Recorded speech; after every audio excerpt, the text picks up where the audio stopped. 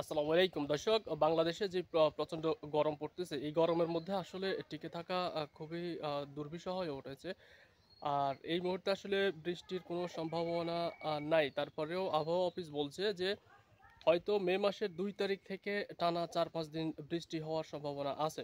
এবং কোথাও কোথাও বজ্রসহ বৃষ্টিপাত হতে পারে, শিলাবৃষ্টিও হতে পারে, কালবৈশাখী ঝড়েরও একটা সম্ভাবনা রয়েছে বলে তারা জানিয়েছে। এই মুহূর্তে আপনারা দেখতে পাচ্ছেন যে আমি আসলে আপনারা জানেন যে আমি কাতার থাকি। তো এই মুহূর্তে আমি ছুটিতে আছি এবং বাংলাদেশে আসছি। আসলে বাংলাদেশে আইসা যেটা দেখলাম যে এত গরম, মানে যেটা মধ্যপ্রাচ্যেও হয় না। মধ্যপ্রাচ্যে সম্ভবত এখন কাতারে ৩০-৩২ ডিগ্রি তাপমাত্রা। আর বাংলাদেশে এখন তাপমাত্রা ছাড়িয়ে গেছে, এটা হচ্ছে ৪৩ ডিগ্রি পর্যন্ত, বিশেষ করে চুয়াডাঙ্গায়। তো সবচেয়ে সুখে আছে আমার মনে হয় সিলেটবাসী।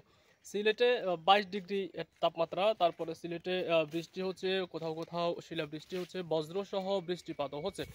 দর্শক, এটা হচ্ছে যে আসলে সর্বশেষ পরিস্থিতি। আবহাওয়া অফিস থেকে আমাদেরকে এখনো পর্যন্ত এটাই জানিয়েছে। আর একটা হচ্ছে যে বিদ্যুতের যে অবস্থা দেশে, মানে বিদ্যুৎ তো থাকেই না। এটা হচ্ছে সোনার হরিণ। গ্রামে আপনার অ্যাভারেজ হিসেব করলে ৩ ঘন্টা পরে বিদ্যুৎ আসে, তারপরেও দেখা গেছে ২০ মিনিট ২৫ মিনিট পর্যন্ত থাকে। এই মুহূর্তে আমি আছি নোয়াখালীতে। আর নোয়াখালীতে আজকে তাপমাত্রা হচ্ছে ৪২ ডিগ্রি সেলসিয়াস।